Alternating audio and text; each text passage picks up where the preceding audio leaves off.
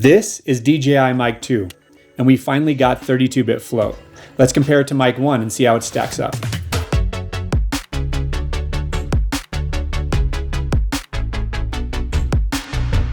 So this is what comes with DJI Mic 1 that you put everything inside of, including the hard case. And it's not bad, but it definitely leaves room for improvement. It's essentially like a pouch with drawstrings.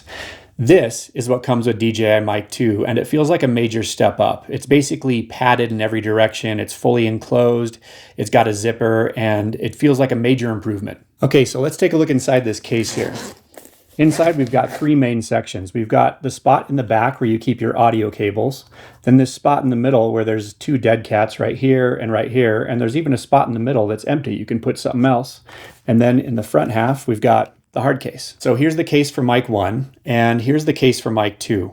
You can see that the case for Mic 2 is just a little bit wider than for Mic 1, so it's going to take up a little bit more room in your camera bag, but overall they're a pretty similar footprint. In terms of the quality of the case for Mic 2, it feels just a little bit more premium and well constructed, and they've finally given us a button.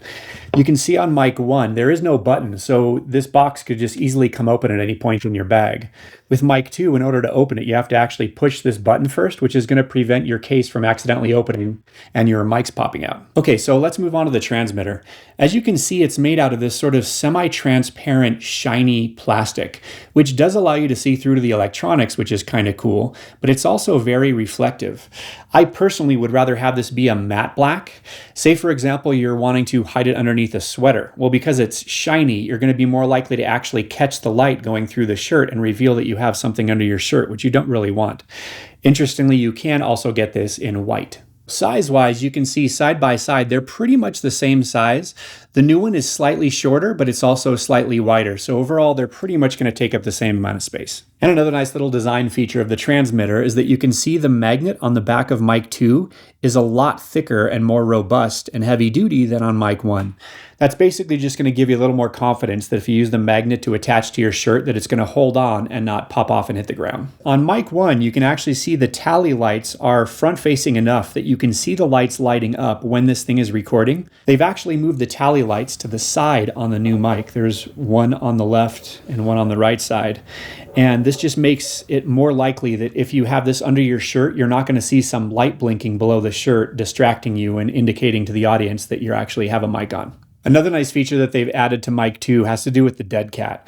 With Mic 1, the way that it would work is you have to take the dead cat and peel all the hair back to reveal this little circular kind of plastic gasket, and then make sure that you line it up on the top of the mic in just the right way, give it a quarter turn, and now it's secure. It's not bad, but it's kind of fiddly and cumbersome. With Mic 2, they've made it so much easier. All you have to do is locate the hole on the top of the mic right there. You can see, there we go.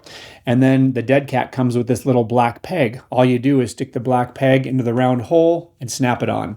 For the remainder of this video, I'm going to leave this on and recording, and I'll be switching back and forth between the DJI Mic 2 and the Sennheiser MKE600, which I use for talking head videos, so you can hear a difference between a shotgun mic that's really good quality and the DJI Mic 2. And one of the biggest updates is it does 32-bit float. Finally. So I'm going to take this and stick this to my shirt as I explain about 32-bit float. You can think about this like taking raw photos or videos. Anytime you want to have a lot of quality, you get so much more information and bandwidth and dynamic range when you're recording in RAW with photo or video. 32-bit float is essentially the same for audio. You get so much dynamic range, in fact, that I can whisper like this, and after I open up the video in post, I'm going to be able to bring up the audio and match the level of the talking that I was doing earlier. And as well, I can actually shout like this and probably bother my roommates, and I can bring the level of this down in post afterwards to match the talking so that I can have even dialogue all the way through.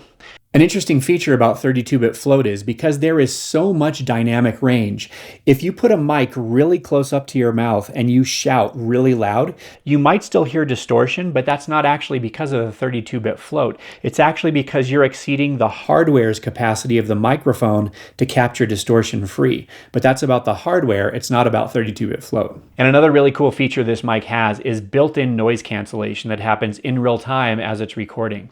So I'm going to give you a demonstration of this. this.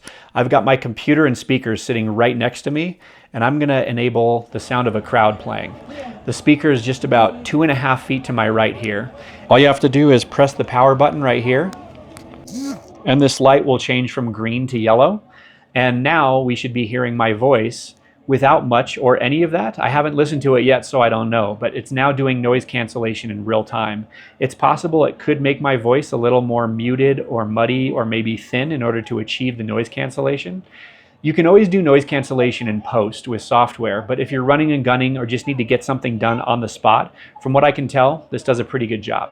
So another cool trick that this mic has up its sleeve is it will actually connect wirelessly to your phone via Bluetooth. So you start by long pressing the record button, and you're going to see the flashing green light is going to become a flashing blue light. This indicates that it's now actually in Bluetooth mode, but you still have to actually pair it to your phone.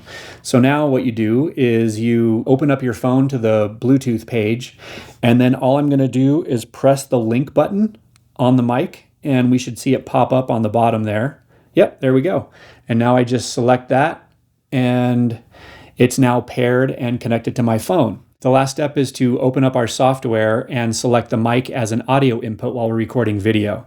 I'm a big fan personally of the Blackmagic Cam app, so that's what I'm using here. And hit record, and we're now hearing the audio from the mic. It's a really cool feature if you want to be able to just connect this mic really quick via Bluetooth and hit record. You'll probably notice that the audio quality isn't quite as robust. It sounds to me a little bit more thin. It's missing a little bit of the highs. It's not quite as crystal clear. So a way around that is to connect the receiver directly to the iPhone via the USB-C adapter, and I'll demonstrate that to you now. So I've turned Bluetooth off on my phone, and I've also turned Bluetooth mode off on DJI Mic, so there's no chance that the audio we're about to hear is coming from Bluetooth. So the way you connect the receiver to your phone is you take the USB-C adapter here. I have an iPhone 15, so I use the USB-C adapter, slide it into the back, and you slide it until you hear a click. Now you can take this and connect it to the bottom of the phone. And now you'll see it's detecting that it's connected via USB-C. So I hit the confirm button right here.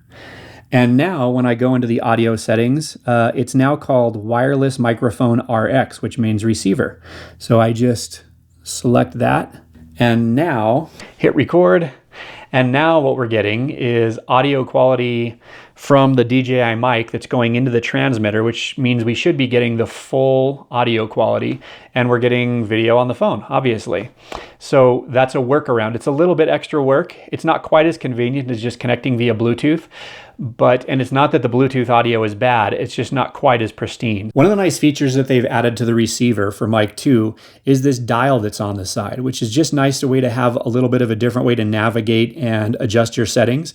You still do need to use the touch screen for some of the settings. You can't do everything with the touch wheel, but it is a nice addition. Speaking of the screen, you can see that the size of the screen for Mic 2 has definitely been updated in terms of how big it is. So it's easier to see what's on the screen, and the performance of the touch interface is also easier to use, in my opinion. Another cool feature is the update to the red box that goes around the screen whenever you're recording. We probably all know what it's like to think that we're recording, but we might actually have the sync reverse so that when we hit record, we're actually turning record off. This red box is going to let you know anytime you're recording. It's a really nice visual indicator to have on the receiver. From a dimension standpoint, you'll see that the receiver for Mic 2 right here is a little bit wider than for Mic 1. However, when you turn them this way, it's less deep. So overall, again, while they have slightly different dimensions, they're going to take up a pretty similar footprint. Another little design feature for the receiver is that they've now made the output jack red. Red usually indicates record, and that's the one that you connect from the output here to your camera so that you actually record the audio. The same port on version 1 was just black, so it's nice to have these little features that just make it that much easier to know what you're doing and spend less time having to squint and look to see what the writing is. And another cool feature that it has is camera preset settings. What this means is even though we're recording in 32-bit float, and you don't really need to, I think what these presets are doing is they're subtly going in and adjusting the gain structure of this based on the make and manufacture of the camera that you're using. So this thing has a reported range of 250 meters, which is probably far more than you're ever going to want to record audio at from your camera. And what makes that almost kind of irrelevant is that even if your transmitter to your receiver loses connection, you still have the option to be capturing audio locally on the device that's connected to the person, however far away from the camera you are. So it almost doesn't matter what the range is because you're going to be getting great quality either way. One of the only features I would like to have seen them add to this is, assuming that you actually captured audio directly to the microphone, you need to connect a USB-C cable from the mic to your computer in order to get the audio off. You'll see on the back of the case, there's a little USB-C port, and that's to actually provide power to this so you can charge this up and the devices inside. Wouldn't it have been great if you could have just connected a USB-C cable from the case to your computer with the mics inside and to be able to access all the audio all at once? Could have been a nice feature, a little bit of a missed opportunity. As a musician and producer for the last 20 years, I have a highly intimate relationship with audio, as well as the hardware that we use to capture and create it. And I've got to say, I'm impressed with this. It's highly convenient. It's definitely portable. It's easy to use. It's got built-in noise cancellation. You can connect it Bluetooth to your phone. And as far as I'm concerned, 32-bit float is definitely the way forward with audio because of its pristine audio quality and dynamic range. Good job, DJI. So that's my review of the DJI Mic 2. I hope it was helpful and that you got something out of it. Thanks for tuning in, and I'll see you in the next one.